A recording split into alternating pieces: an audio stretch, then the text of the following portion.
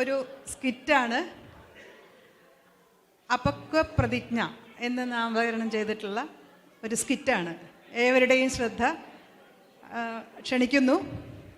Skit അവതരിപ്പിക്കുന്നതിനായി Ranjith, Swathi, Jayanthan Namboothiri എന്നിവരെ വേദിയിലേക്ക് ക്ഷണിക്കുന്നു.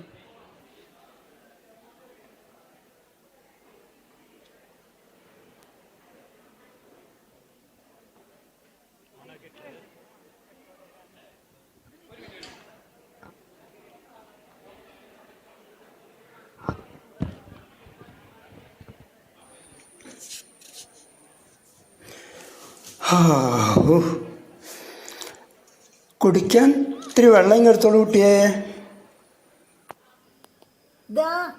ഇപ്പൊ കൊണ്ടുവരാട്ടോ അച്ഛാ.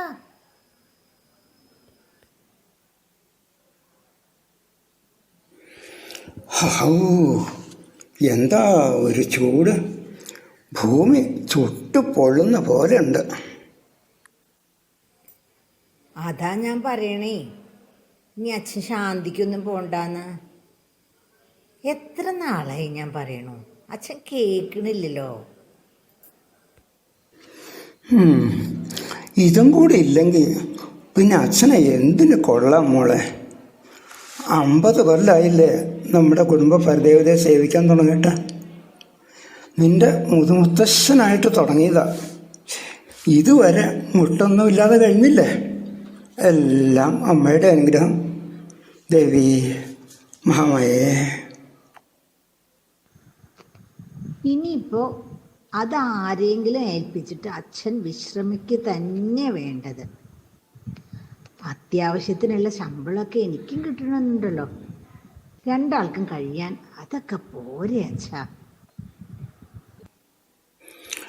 2 ആളല്ലല്ലോ മോളെ, ഇനിയും വരില്ല ഒരാൾ കൂടി. പിന്നെയും വരുമല്ലോ കൂടുതൽ പേർ. പിന്നെയും തുടങ്ങി അച്ഛൻ. എത്ര പറഞ്ഞിട്ടെന്താ, നീ കേൾക്കണില്ലല്ലോ.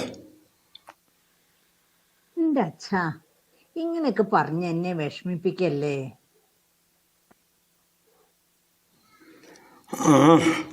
വിഷമം അച്ഛന് മാത്രം പറഞ്ഞിട്ടുള്ളതാണല്ലോ. നിനക്ക് വയസ്സ് 32 എന്നോർത്താൻ കൊള്ളാം. ആ മേമനില്ലത്തെ ഗോവിന്ദൻ്റെ കാര്യം ഞാൻ എത്ര നാളായി നിന്നോട് പറയണോ. കഴിഞ്ഞ ആഴ്ചയും കൂടി അയാൾ എന്നെ കണ്ടിരുന്നു. അയാൾക്ക് നല്ല താല്പര്യമുണ്ട്, ജാതകവും ചേരും. നിന്നോട് പറഞ്ഞു മടുത്തൂന്ന് ഞാൻ അയാളോട് പറഞ്ഞു.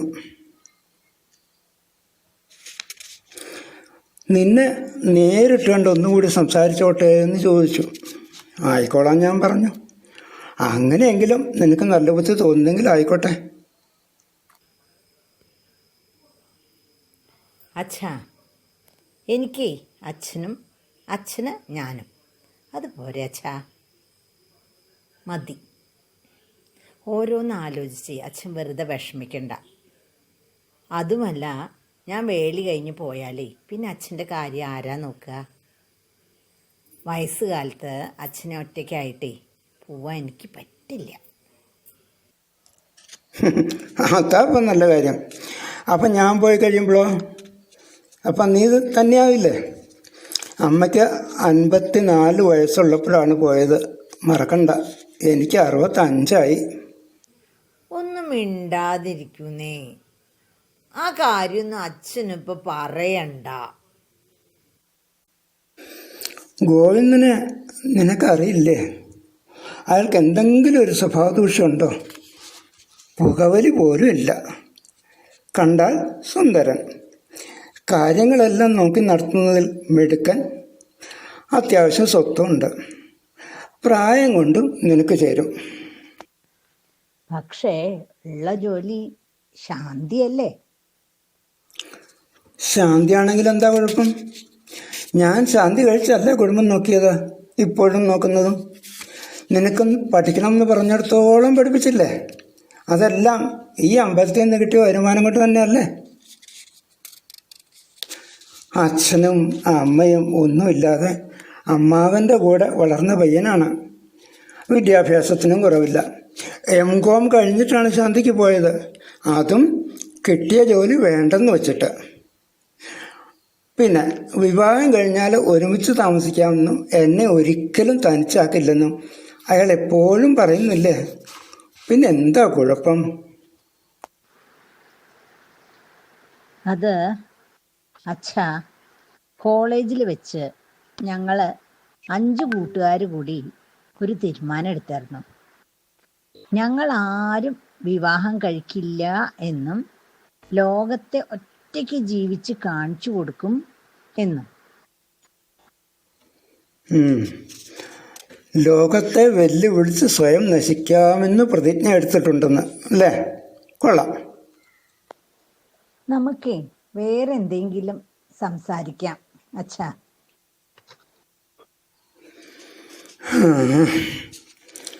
എനിക്ക് നല്ല ക്ഷീണം, ഞാനൊന്ന് കിടക്കട്ടെ.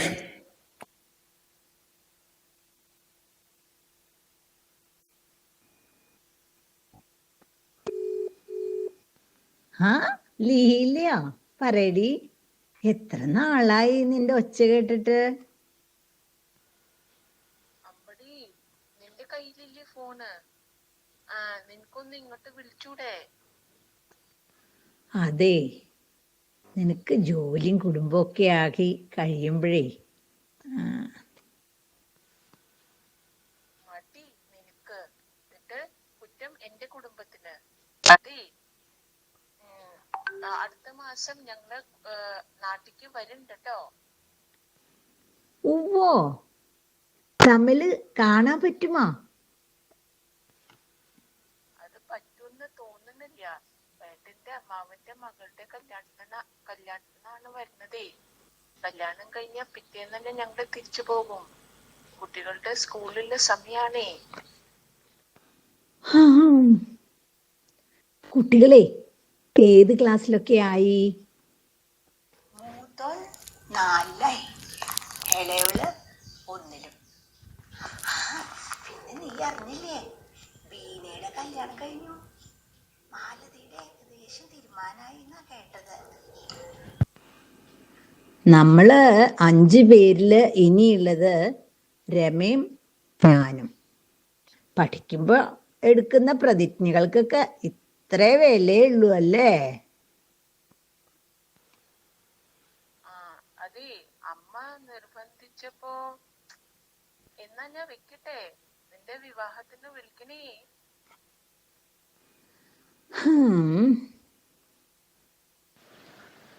ആ ഗോവിന്ദേട്ടനോ? അച്ഛനില്ലേ ഇവിടെ? അകത്തുണ്ട്. ക്ഷീണം തോന്നുന്നു പറഞ്ഞേ അല്പനേരം കിടക്കാൻ പോയതാ. എനിക്ക് ഒരു കാര്യം. ഉവ്വ്, അച്ഛൻ പറഞ്ഞായിരുന്നു ഗോവിന്ദേട്ടൻ വരുമെന്ന്. നിർബന്ധിക്കുന്നില്ല, അതിനെനിക്ക് അധികാരമോ അവകാശമോ ഇല്ല. അല്ലെങ്കിലും ഇത്തരം ഒരു തീരുമാനം നിർബന്ധത്തിന് വഴങ്ങിയെടുക്കേണ്ടതല്ലോ. മനസ്സിൽ നിന്ന് വരണ തോന്നലാണെങ്കിൽ മാത്രമേ അതിന് നിലനിൽപ്പുള്ളൂ.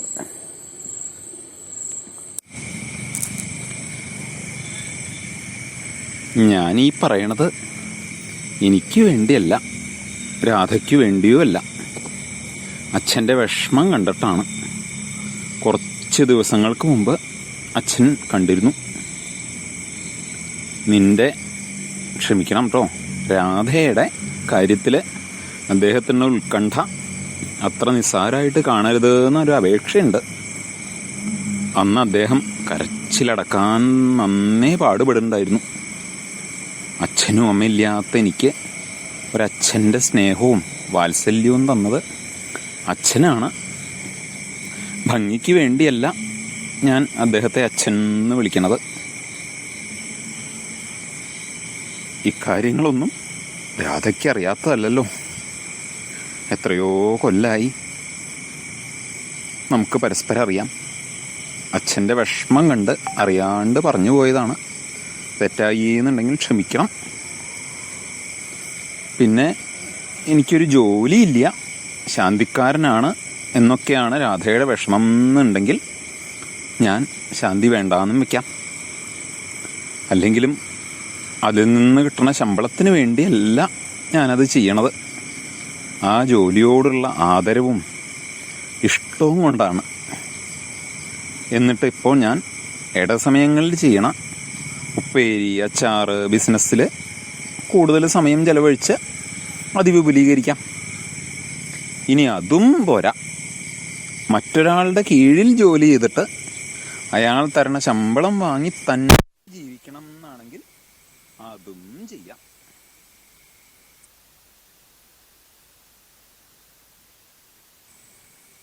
ഇതൊക്കെ ഞാൻ ചെയ്യാന്ന് പറയണത് ക്ഷീണിച്ച് തളർന്ന് അകത്ത് കിടക്കുന്നില്ലേ ഒരാള്, അദ്ദേഹത്തിന് വേണ്ടി മാത്രമാണ്. ഇതൊന്നും അദ്ദേഹത്തിന് ഇഷ്ടാകില്ല എന്നറിയാം. കാരണം അദ്ദേഹത്തിനും ശാന്തി ഒരു ജോലിയല്ല, ആവേശമാണ്, അനുഗ്രഹമാണ്. എങ്കിലും മകളുടെ വിവാഹം നടന്നു കാണാൻ അദ്ദേഹം അതെല്ലാം സമ്മതിക്കും, സഹിക്കും. എനിക്കറിയാം. ഒരു കാര്യം കൂടി പറയട്ടെ, അതും ഒരുപക്ഷെ രാധയ്ക്ക് അറിയാമായിരിക്കും. ഇന്ന് എൻ്റെ പേരിലുള്ള സ്വത്തുക്കളൊന്നും ഞാൻ സമ്പാദിച്ചതല്ല. ദാരിദ്ര്യത്തിൽ കഴിഞ്ഞിരുന്ന എൻ്റെ അച്ഛൻ സമ്പാദിച്ചതും അല്ല. മക്കളില്ലാതിരുന്ന അമ്മാവൻ മരിച്ചപ്പോൾ എൻ്റെ പേരിൽ എഴുതി വെച്ചതാണ്. എൻ്റേതെന്ന് പറയാൻ എനിക്കൊന്നുമില്ല. ഇനി അതും നാണക്കേടായിട്ട് തോന്നുന്നുണ്ടെങ്കിൽ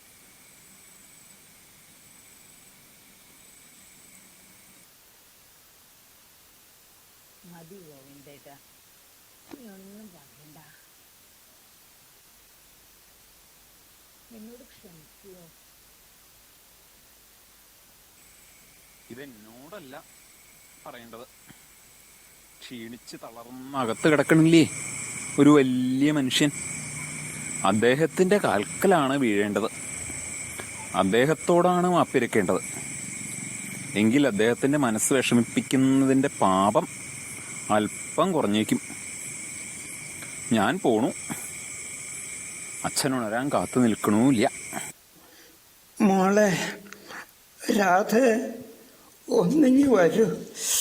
അച്ഛന് തീരെ വയ്യ. അച്ഛാ, എഴുന്നേൽക്കും, മരുന്നൊന്ന് കഴിക്കും, എന്നിട്ട് വേണ്ടേ ഊണ് കഴിക്കാൻ? ഇന്ന് ഗോവിന്ദനെ കണ്ടില്ലല്ലോ. അയാൾ വരേണ്ട സമയം കഴിഞ്ഞല്ലോ.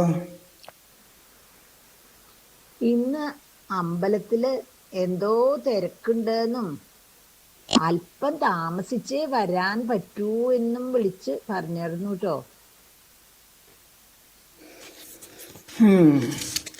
അയാൾ ഈയിടെയായി നമുക്ക് വേണ്ടി എത്രയാ കഷ്ടപ്പെടുന്നത്. അയാളുടെ അമ്പലത്തിലെ ശാന്തി കഴിഞ്ഞിട്ട് പിന്നെ നമ്മുടെ അമ്പലത്തിലും. പാവം കുട്ടി.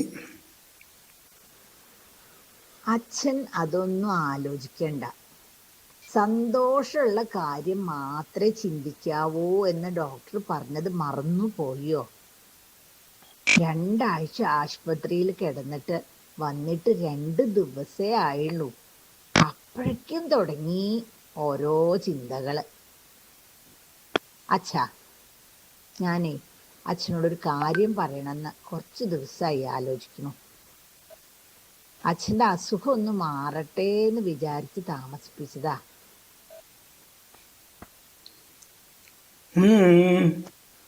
അതേ അച്ഛാ, എനിക്ക് ഇന്നെന്താ അച്ഛനും മോളും കൂടി ഒരു അടക്കം പറച്ചില്? ആ, നീ വന്നോ? ഇന്നെന്ത് പറ്റി താമസിച്ചല്ലോ? അതേ അച്ഛാ, അച്ഛനോട് ചോദിക്കാണ്ട് ഞാനൊരു കാര്യം ചെയ്തു. അതെന്ത് കാര്യ?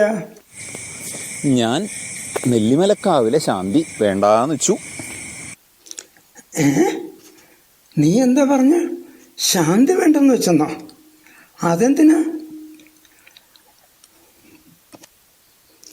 ഇനി എന്ത് ചെയ്യാൻ പോകുന്നു? നല്ല ശമ്പളം ഇല്ലായിരുന്നോ അവിടെ? ശമ്പളത്തിന് വേണ്ടിയല്ലല്ലോ അച്ഛാ നമ്മളൊക്കെ ശാന്തി ചെയ്യണത്. പിന്നെ ഇനി എന്തു ചെയ്യും എന്നാണെങ്കിൽ പറയാം. ഇവിടുത്തെ കുടുംബക്ഷേത്രത്തിൽ ഇനി ഞാൻ ശാന്തി ചെയ്തോളാം. അച്ഛൻ ഇനി ശാന്തിക്കൊന്നും പോണ്ട, വിശ്രമിച്ചാൽ മതി.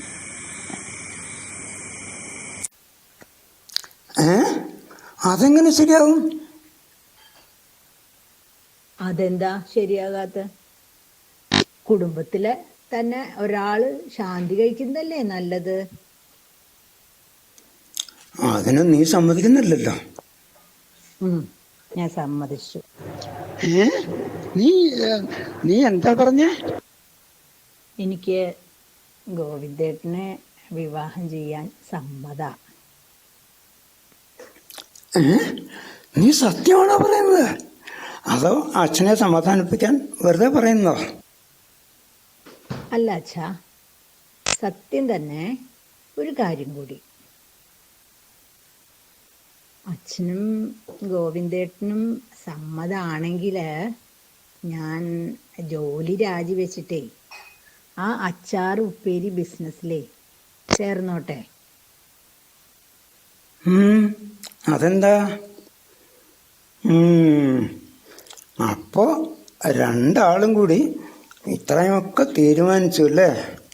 ഞാൻ ഒട്ടും അറിഞ്ഞുമില്ല.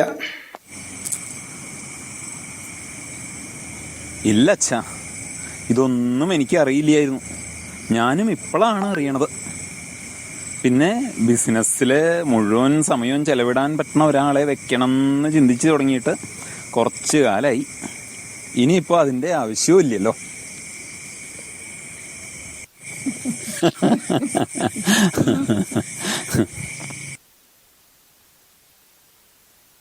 ഇതിലേറെ ഭംഗിയായി സ്വന്തം കൃതികളുമായി വരാൻ ജയന്തേട്ടന് ആവട്ടെ എന്ന് പ്രാർത്ഥിച്ചുകൊണ്ട് ഇതിൽ പങ്കെടുത്തത് സ്വാതി, രഞ്ജിത്ത്, ശ്രീ ജയന്തൻ നമ്പൂതിരി. ഏവർക്കും നല്ലൊരു കയ്യടി. ഞാൻ ആദ്യമായിട്ട് ഒരു കാര്യം മനസ്സിലാക്കിയത് എന്താണെന്ന് വെച്ചാൽ, ഒരു തവണ പോലും റിഹേഴ്സൽ കൂടാതെയും നമുക്ക് നാടകം അവതരിപ്പിക്കാം എന്ന് മനസ്സിലായി. ഈ 2 സ്കിറ്റും ഇവിടെ അവതരിപ്പിച്ചതിന് ഒരു തവണ പോലും റിഹേഴ്സൽ എടുത്തിട്ടില്ല. ആദ്യത്തെ സ്ക്രിപ്റ്റിൽ എൻ്റെ മകളായിട്ട് അഭിനയിച്ച കുട്ടിയെ ഞാൻ ഇന്ന് ഉച്ച കഴിഞ്ഞപ്പോഴാണ് കണ്ടത്, ഇവിടെ വന്നപ്പോൾ. പിന്നെ ഇവരാണെങ്കിലും 2 പേരും 3 പേരും കൂടെ ഇരുന്ന് ഒന്ന് ഡിസ്കഷൻ ചെയ്യുക പോലും ഉണ്ടായിട്ടില്ല. പിന്നെ എനിക്കറിയാം, അത് കുറച്ച് റെക്കോർഡ് ചെയ്ത് ലിപ്സിങ്കിങ് ഒക്കെ പോയിട്ടുണ്ട്, അറിയാം. എന്നാലും എന്തെങ്കിലും ചെയ്യണം തോന്നിയിട്ട് അത് രസം എന്താണെന്ന് വെച്ചാൽ ഞാനത് അയച്ചു കൊടുത്തു, സ്ക്രിപ്റ്റ് അയച്ചു കൊടുത്തു. പക്ഷെ അത് ഞാൻ ചെയ്യണം, രണ്ടാമത്തെ കാര്യമാണ് പറയുന്നത്, ഞാൻ ചെയ്യണം എന്ന് ഞാൻ ഉദ്ദേശിച്ചിരുന്നതല്ല ആക്ച്വലി. അപ്പോൾ ഒരു മിനിയാന്നാണ്, വ്യാഴാഴ്ചയാണ് ഒരു മീറ്റിങ്ങിൽ സാവിത്രി പറയുന്നത്, അത് ഏട്ടൻ തന്നെ ചെയ്യണം, അല്ലാണ്ട് വേറെ ആളെ കിട്ടണില്ല, ഒരു രക്ഷയില്ല എന്ന് പറഞ്ഞു. അപ്പോൾ ഒരു തവണ പോലും റിഹേഴ്സൽ ആളാരാണ് അഭിനയിക്കണതെന്നുള്ള ഇന്നലെയാണ് തീരുമാനിച്ചത്. രഞ്ജിത്ത് സ്വാതിയാണ് ഇതിൻ്റെ കൂടെ അഭിനയിക്കുന്നതെന്നുള്ളത്. കൂടി ഒരു തവണ പോലും ഇത് റിഹേഴ്സൽ എടുക്കുക അങ്ങനെയൊന്നും ഉണ്ടായിട്ടില്ല. പിന്നെ ഞാൻ തന്നെ എഴുതിയതുകൊണ്ട് അത് കുറച്ച് മനസ്സിലുണ്ടായിരുന്നു എന്നുള്ളത് കൊണ്ടാണ് ഇത്രയൊക്കെ ഒപ്പിക്കാൻ പറ്റിയത്. ഏതായാലും അതെല്ലാം. പിന്നെ ഗായത്രിക്ക് ഒരു ഗുണമുള്ള എന്താണെന്ന് വെച്ച് കഴിഞ്ഞാൽ, ആര് എന്ത് ചെയ്താലും നമ്മുടെ അംഗങ്ങൾ ചെയ്താൽ ഗംഭീരമായി എന്ന് പറഞ്ഞോളൂ. ഒരു കുറ്റവും ഒരാളും പറയില്ല, എന്ത് കാര്യത്തിനാണെങ്കിലും. അത് നന്നായിട്ട് ഗംഭീരമായി എന്ന് പറയും. അപ്പോൾ അങ്ങനെ ഒരു ഗുണമുണ്ട്. അപ്പോൾ അതുകൊണ്ട് നല്ല ധൈര്യമായിട്ടാണ് ചെയ്തത്. ഏതായാലും മോശമായി എന്നാരും പറയാത്തതിനും നന്നായി എന്ന് പറഞ്ഞതിനും കൈയടിച്ചതിനും എല്ലാവരോടും ഒത്തിരി നന്ദി.